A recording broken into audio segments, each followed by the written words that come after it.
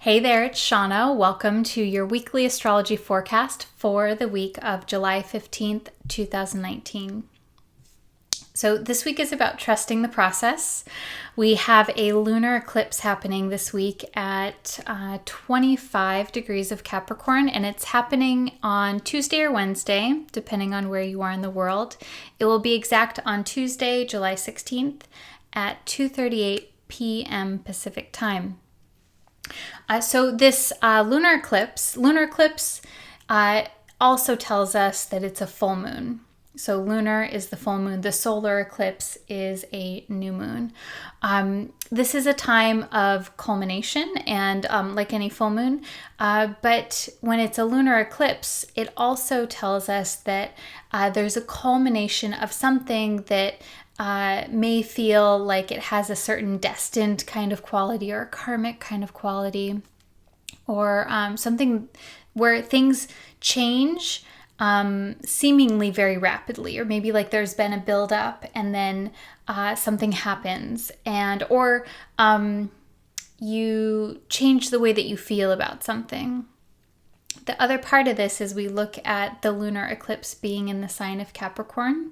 Again, this is happening at 25 degrees of Capricorn, so that means that this moon is looking to Saturn, the ruler of Capricorn, to inform it about what some of the significations are. So my ponytail just fell out. I had a ponytail holder. So with Saturn being the ruler of this moon, it tells us that some of the things that may come up are of Saturn quality around doing things over a long period of time, laying the foundation, experience that comes through effort, experience and wisdom that comes through putting in your dues, essentially. Those are all Saturn kind of things. So those kinds of things may be coming up. And, Saturn is very strong where it is at this point in the zodiac. It is at about 17 degrees of Capricorn, or it is at 17 degrees of Capricorn. And Saturn does well in this sign. And it's also interestingly not in a super harmonious place in the place of Cancer at 17 degrees of Capricorn for the moon. So this tells me that there's a lot that may come up around responsibility, time, boundaries, the efforts that you put in, and it may be kind of a challenge to process this emotionally. You may become very aware of the places in your life where you have put effort in and it's paying off, or maybe where there hasn't been as much attention on areas that are needed. The other piece of this is that this full moon will be within just a few degrees of Pluto, so this intensifies things. This calls for an added dose of really being real with yourself. It asks for authenticity in the way that you're approaching things, in the way that you're approaching your life. I would also look at what's happened over the last 2 weeks as well, because when we have an eclipse, it's not just this one point that we're looking at, this one day. When we have eclipses, they do come in pairs or sometimes threes. And so we're looking at the entire eclipse season. So this means essentially while the sun is in the sign of Cancer from June to July. And so I would look at June to July, how things were with you, and if there are any dramatic changes that have been happening. For some of you, this is going to be more prominent than others, especially if you have any personal points or personal planets in the signs of in the cardinal signs of Aries, Cancer, Libra, or Capricorn. The eclipses are going to be making aspects. So I would notice what it is that feels like it's changing, if things are falling away or if things are opening up, and how it is that you can embrace that, especially with this lunar eclipse, how you can embrace changes with a sense of reverence. It says Saturn, with a sense of respect, with a sense of almost kind of having like a serious tone to things. The other part of this equation is this same day that the lunar eclipse is happening is that Venus will oppose Saturn. And so Venus, that means Venus is in the sign of Cancer, right? Because Cancer is opposite Capricorn. So this aspect is exact at 17 degrees of Cancer, Capricorn. And this also happens to be the same degree that the nodes are at, that the North and South node are at. And so this is really important because this doesn't always happen where we have an eclipse happening when two other planets are making an aspect, like in the same area of the sky. And on top of that, the nodes are not just in the same sign. The nodes are at the same degree as Venus and Saturn. So what does all of that mean? So Venus symbolizes our relationships, what it is that we find pleasurable, beauty, sex, music, poetry, money even. It's what we find valuable. And it is also how it is that we socially connect with one another, the people in our lives. And so Venus in itself, being opposite Saturn, this talks about having relationships where there's a sense of weightiness there, a sense of respect, relationships that are built over a long period of time. And also relationships or activities where there is a long-term foundation, or like where you're learning something, or where there is experience that's being gained. So Venus, Saturn, we could also look at this as like the creative arts where there's a practice of something that's happening. So these two in opposition means that it may play out in relationships in general, because oppositions show where one person kind of takes one position and then the other takes the opposite, and then how do we marry those two together? It also means that it may feel like there is a challenge or a block or a restriction around your full enjoyment of relationships or beauty or anything that is sensual and delicious to enjoy. It could mean also taking a more practical approach to how it is that you enjoy your life. I think the really interesting thing with this too is that Venus is in a sign that's ruled by the moon, and we're having a lunation, we're having our full moon eclipse. And then Saturn, in contrast, is in its own rulership. Saturn rules the sign of Capricorn, and it's the sign that the moon is in detriment in. So the moon really doesn't like Capricorn, doesn't do well in Capricorn, but the moon really likes Venus, where Venus is in, because Venus is in the moon sign.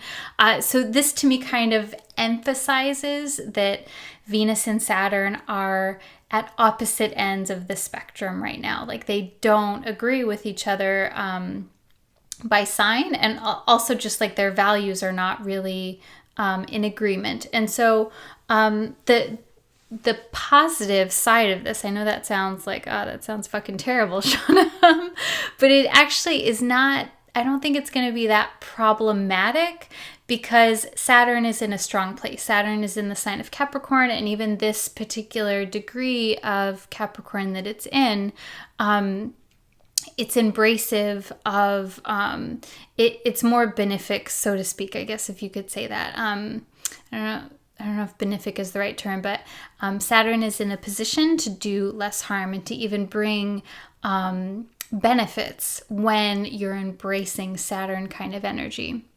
So Saturn energy involves putting in the effort, doing things as like a practice over a steady pace, like ritual. I know a lot of people wouldn't say that, but I would associate ritual with Saturn, routine with Saturn, because it is something that you are doing with devotion towards a long-term goal. What else do I want to say about that? Venus is in a challenging place where it's at right now. I mean, it is in a feminine sign, so this is helpful. Cancer is a water sign, so it's a feminine sign. But Venus doesn't really have any essential strength or dignity where it is at this point in the zodiac at 17 degrees of Cancer. And so, so I think that the more that you can lean into this Saturn kind of energy, the more, like, Saturn has more of an ability to help you this week than most weeks. And especially to help you when it comes to relationships, especially to help you when it comes to anything involving enjoyment or the arts. And I'll have more information in the tips on how to work with this. But it's an important aspect because it's happening, but it's also an important aspect because it's happening at the same degree as the North and South nodes. So there's this emphasis. There is this sort of like destined kind of feeling, or like kismet or synchronicity. So I want you to just pay attention this week on, things that you can do to really honor what it is that you find beautiful, to honor the people in your life, to honor your own sense of value, and how it is that you honor yourself as well. So that is, I think, all that I want to say on that. And then the other thing that's happening this week is Mercury, which is still retrograde, will move back, or appear to move back, into the sign of Cancer. So it's cool because we have all of these layers around things tying back to the sun and the moon, to the lunation. So Mercury, for a majority of the week, it is in the sign of Leo, the last few degrees of Leo. And then it is retrograde. On Friday, it moves back into the sign of Cancer. So Mercury is moving from a sign ruled by the sun, Leo, masculine sign, yang sign, fire sign, into Cancer, ruled by the moon, water sign, cardinal sign. And so I see this as a further sort of slowdown, because we're going from a fire sign of passion into the watery world of Cancer. And, Mercury is not necessarily, Mercury symbolizes our communication, thought processes. It's symbolizing that when it's retrograde, that we're thinking about things, we're contemplating, we're reflecting, and going back into the sign of Cancer, feminine sign, water sign, shows me that there is even more introspection that's happening, that things are sort of slowing down even more. The cool part of this is that Mercury will conjunct the sun on Sunday.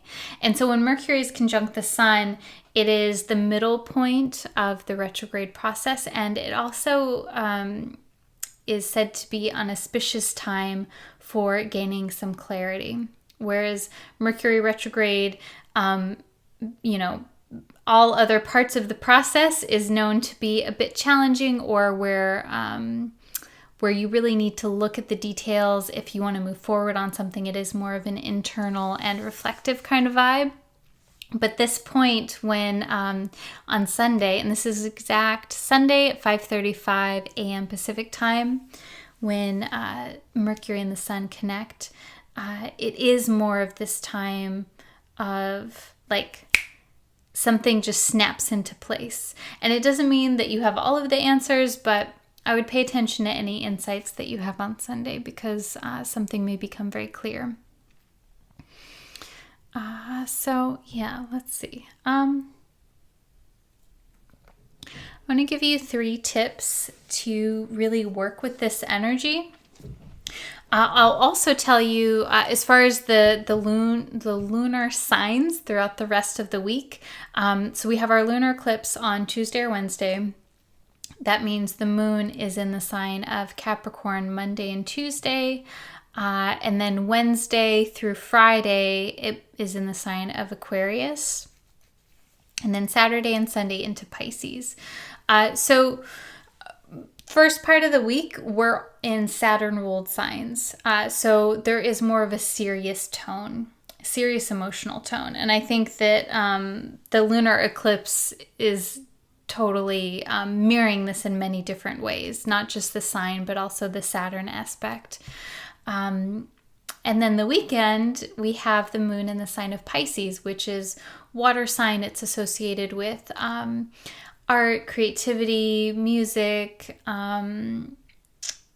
like losing yourself in just enjoying what it is that your current experience is. Pisces is also associated with film and just like relaxing, anything to do with like especially relaxing in water, in a book, taking in, watching a show, anything like that. So I think that the bulk of this week, like Monday through Friday, might feel kind of where there's a lot of activity, and especially lunar eclipse, full moon lunar eclipse is when there is like a maximum outward in the world kind of feeling. So it may feel generally just like a busy week. And then Saturday and Sunday, I would plan like any kind of rest or recuperation or relaxation kind of things that you want to do, because the moon is conducive to that. We'll also be in the waning cycle of the moon by then, and the cycle, the phase of the moon this weekend will be the waning gibbous phase. The waning gibbous phase is when the sun and the moon are in harmony. They're in a trine aspect, or they share the same element, in this case the water, Pisces and Cancer. So I would also say, like this weekend, if there is something that you want to plan, or you want to ask for any favors or anything like that, there's harmony between the sun and the moon, and that is an auspicious time to connect with people, to ask, to ask for something that you want. If there's something that you're starting, weekend is a good time. Let's see. Is there anything else that I wanted to share with you? I feel like there was one other thing before we go to the tips, but I'll come back to it, I suppose. I did want to tell you, just as far as Mercury retrograde, so the other part of Mercury moving back into the sign of Cancer is, it's really interesting because it moves into Cancer, and then Monday next week, the sun will move into the sign of Leo. So sun moving into the sign of Leo does essentially end our eclipse season. So I think it's actually really cool that we have Mercury in the sun and the moon signs, because that we have Mercury retrograde in the sun and the moon signs of Leo and Cancer, because we're reflecting on all of these changes that are happening with the eclipse season. And as Mercury is slowing down, the sun is hopping into the next sign of Leo, and then it ends that cycle of eclipses where things are changing and there's like a certain amount of instability and things being shooken up. And then we have time to process. We have time to contemplate with Mercury retrograde, which Mercury will go direct, just as a reminder, July 31st. At 24 degrees of Cancer. And you can watch my other video more about the Mercury retrograde process for this month if you want. All right, so tip number 1 is to slow down. And this is because of Mercury moving back into the sign of Cancer. But this is also because the Venus-Saturn and the eclipse being in the sign of Capricorn. This is all, like all of these layers are about slowing down. And slowing down, like not do nothing, but like find a steady pace. Don't stop, but take your time. Make sure that all of your ducks are in a row. Make sure that that your focus is in alignment with your long-term goals. So that's tip number 1, to slow down. Tip number 2 is to do less to accomplish more. And that is very Saturn. It's very Venus Saturn. So I want you this week to really notice, especially like when you're doing things, going about your day, especially if what you're doing is towards building something or growing something. Does the task actually have, like, what is the reason that you're doing the task? And some things can be improved upon, some not. But I want you to look at ways that you can be more efficient this week. I think that especially with Mercury being retrograde, there's a lot of potential for discovering ways where you can accomplish more by doing less. Tip number 3 is to look for tried and trusted solutions. This is also Venus Saturn.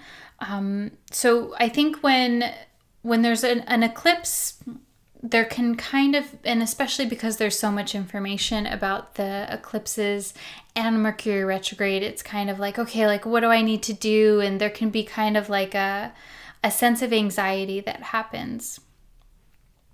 And when we get anxious, we tend to kind of like look for something really quickly to resolve the problem, or to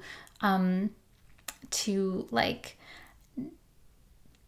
dull down that anxious, panicky kind of feeling.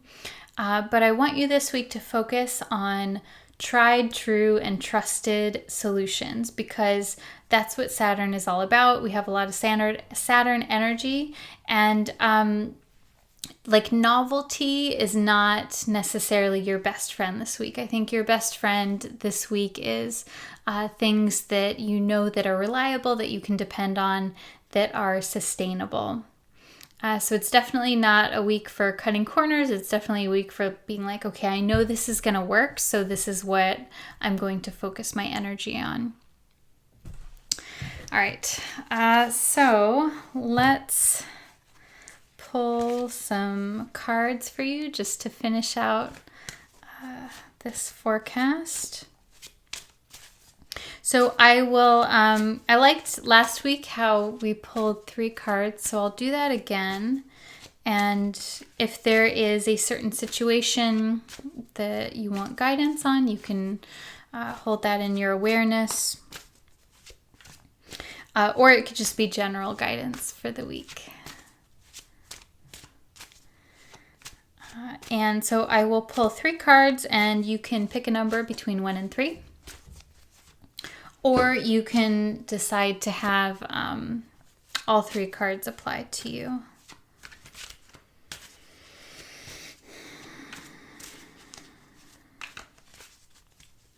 And as I'm shuffling, leave me a comment and let me know how this is resonating with you, what's going on in your life now. What of the tips do you feel like will be most useful to you this week? Okay.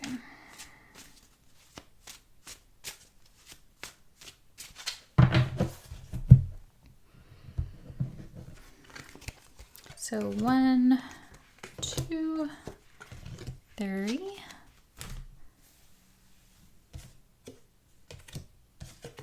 So, these are good ones. All right, so card number 1 is the World. I'll read them out all together first. Card number 2 is the 4 of Wands. And then card number 3 is one of my favorites, the Queen of Cups. All right, so card number 1, the World. This is definitely reminds me of the Lunar Eclipse. It's a card about culmination. It's about, like the name, worldly pursuits. And it speaks of, I pulled this card reversed. So when it's reversed, it speaks of wanting to accomplish things, wanting to get to the culmination, and there being kind of like a little bit of a challenge with getting to that last bit.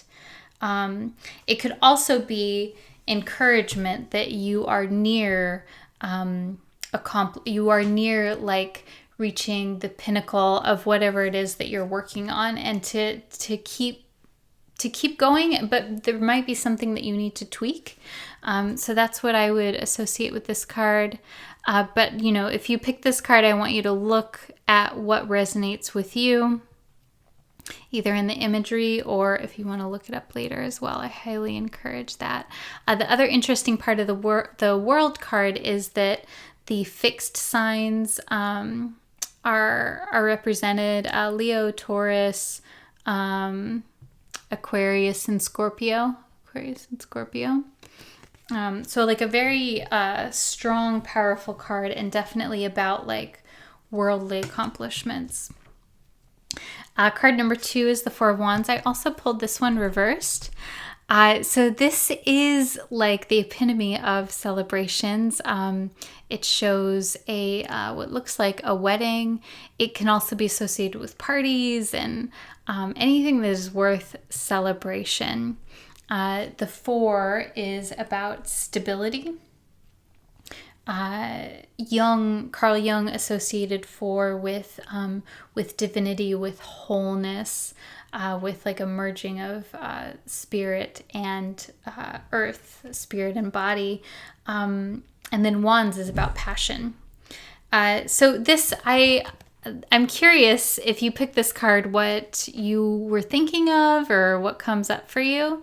The fact that it's reversed is, I'm wondering, like, are you not celebrating your accomplishments? Do you need to celebrate your accomplishments? Is there maybe too much going on that it feels like there's an inability to stop and to celebrate? And I'm just really thinking with this card too of Venus, Saturn, and like working with how it is that you stay connected to others, but then also honor your responsibilities. That may be some themes around that. And then third card is the Queen of Cups. So a very beautiful card. This card I pulled upright is about connecting with the feminine aspect in a leadership role, and especially the feminine aspect in a leadership role that is highly intuitive, highly sensitive, and is guided, a person who is guided by their intuition, and who allows the intuition to lead them. What's really cool is she's sort of like has her toes in the water here, and she's right here by the shore, and then she has this really beautiful chalice that she's holding and gazing at. So this is an encouragement to embrace that feminine energy, to embrace the intuition, to embrace gut feelings, and to be led by that part of yourself, that there is a strength and a leadership that can happen with that as well. So that is your forecast for the week. I hope that you enjoyed it. If you want to connect with me more, you can find me on Instagram, Facebook, or YouTube under Neo-Feminine Astrology. And if you're interested in working with me one-on-one, I do readings, counseling, and coaching. You can find more info on that on my website, neofeminineastrology.com. Sending you lots and lots of love, and I'll see you next week. Bye.